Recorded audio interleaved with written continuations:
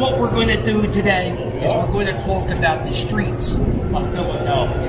And why am I starting this video on Cameo Street? Probably a street you never heard of. Underneath this asphalt are wooden blocks. The horses walking on the bricks here would cause so much noise.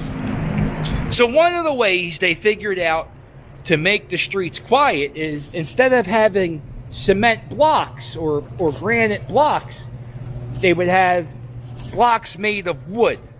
They lined the street with small wooden blocks, and when the horses would trot on them, it wouldn't make any noise. It was a really successful thing. It was a quieter street with the wooden blocks. Here's the problem.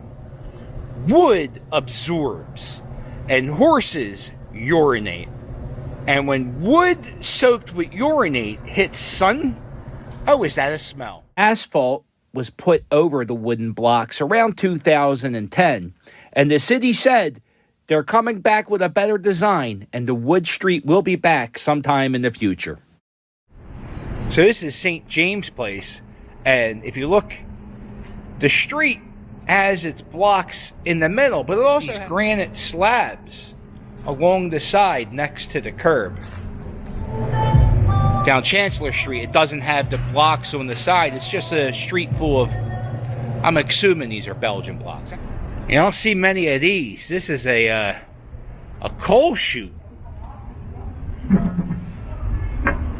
It opens. When you would get your coal delivery,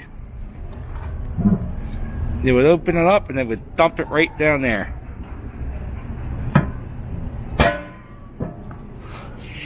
And this is Jessup Street. Now, the other streets we saw had Belgian blocks, granite slabs. This here has a granite slab with red brick. And when you turn down this street, it's asphalt. Underneath all these leaves, asphalt, I swear. Yeah. Irving Street. And this little section here was not touched by the city. They didn't repair it or anything for over 2 decades. So the people who owned these two properties wanted to make it part of their property, like make their yards bigger, or I don't know what they were trying to do. But after a few years of litigation, the city said that the property owners can take ownership of that block. They have to keep the street open, they can't fence it off, and the public is allowed to walk down it anytime they want. I'm at 10th and Manning Street. Check out this house. Look at the brickwork of this house.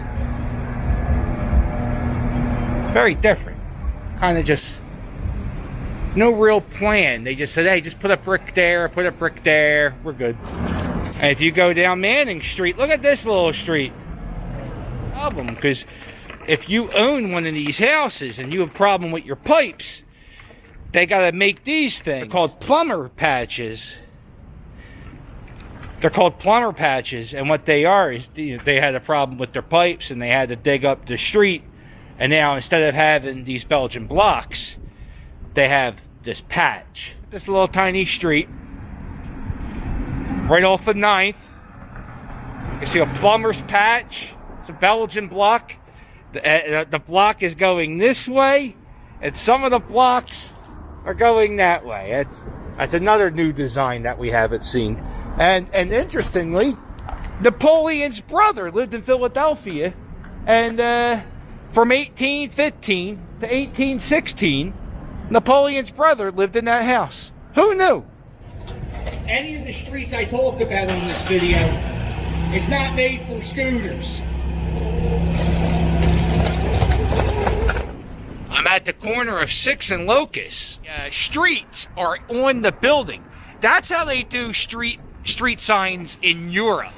So when Philadelphia was first starting out, buildings would have the streets etched into the sides. On 4th Street, you'll see this is the urgent care of the founding fathers. Dr. Physic, Philip Physic. That was not only his house, that was his doctor's office. Dolly Madison, George Washington were some of his patients. And right off of 4th and Cypress. This is one of my favorite streets in the city. It's Cypress Street. The pavement's brick. The street is Belgian block.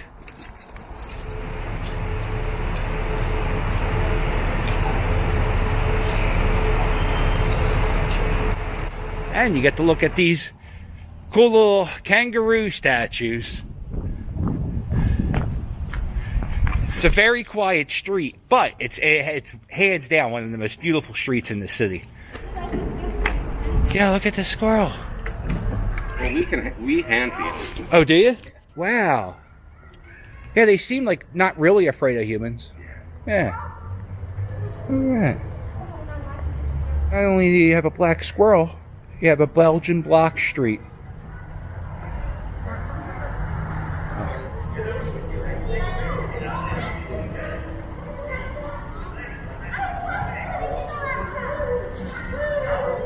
Oh, there they go. Look at that. This is the Merchant Exchange Building. It's at 3rd. Oh, what's this other street? Walnut. 3rd and Walnut, I think. Let's say 3rd and Walnut. Why not? And if you look down, we see our first cobblestone street. Cobblestone streets are made of riverbed rocks, and the rocks are put into the dirt by horses treading on them. It's very tough to walk on this type of paved road. Across the street here, you get some asphalt.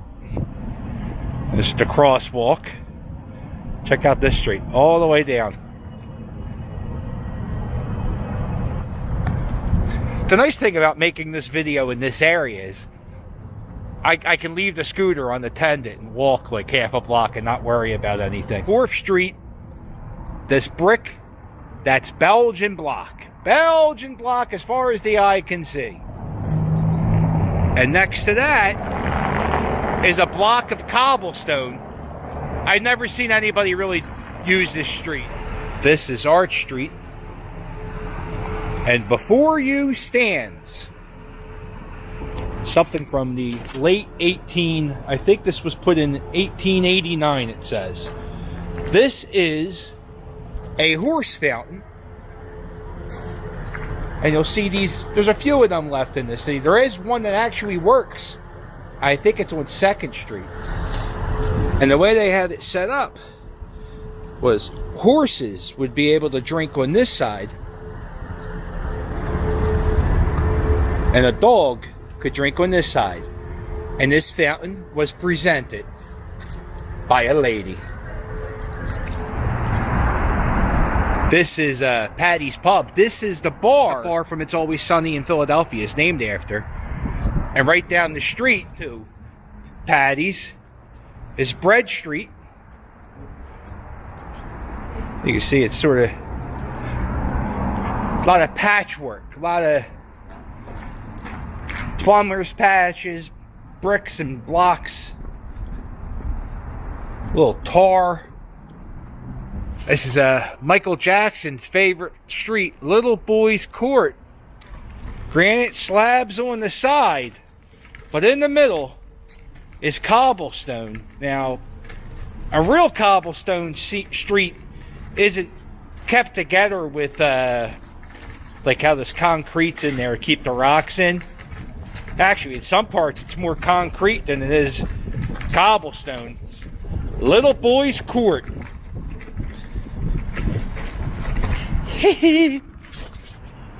That is Christ Church. This is the church where the founding fathers went to go worship God.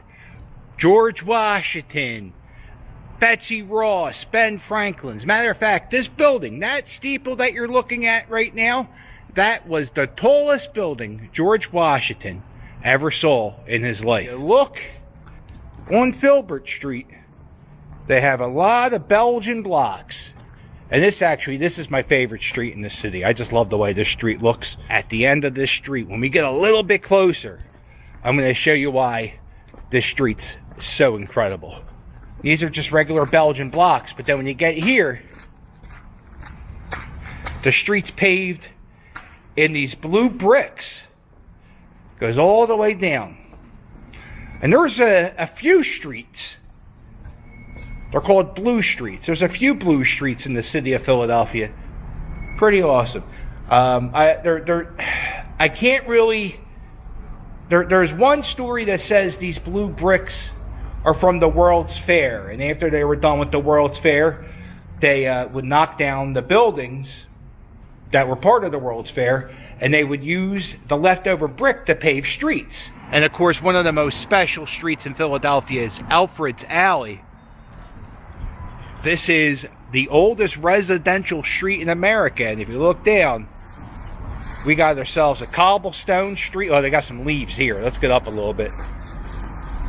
We got some cobblestone streets here, and the houses, these go back to, some of them, the early 1700s. The houses, we got some Flemish bond. You got teenage girls acting like Instagram models. That happens all the time. It looks like they have an audio tour. I'm gonna check that out later on this week. Believe it or not, cars are allowed to drive down now for Alley. You do see it once in a blue moon.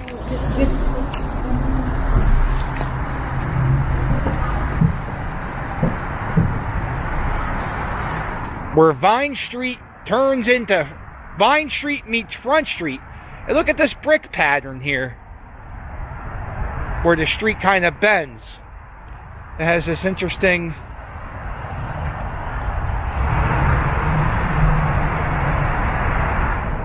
I'm standing on a street called Water Street, the 300th block of Water Street. And I'm standing on the street that was around during the time of William Penn. Back in the street was laid out probably in the late 1690s to very early 1700s. Was originally like a dirty, muddy road, and it was called King Street because you had to cross this street to get on your boat to go back to England to pay the king some tax. Because of this street, we have that street. That's Delaware Ave. And the reason why we have Delaware Ave is there was a gentleman by the name of Stephen Girard.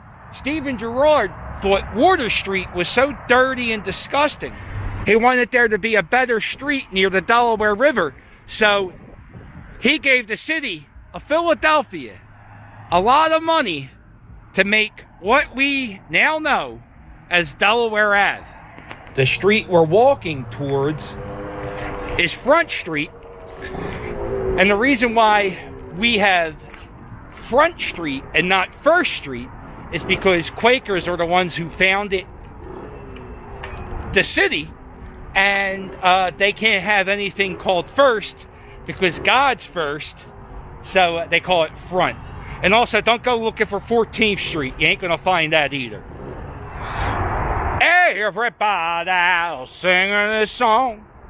Does this historical marker belong? Wood Street Riverbank Steps. The steps here are the only surviving example of 10 passageways along the original Delaware Riverbank, commissioned by William Penn in the early 1700s, providing public access to the river, whereas these steps promoted transportation, commerce, and westward expansion of Pennsylvania.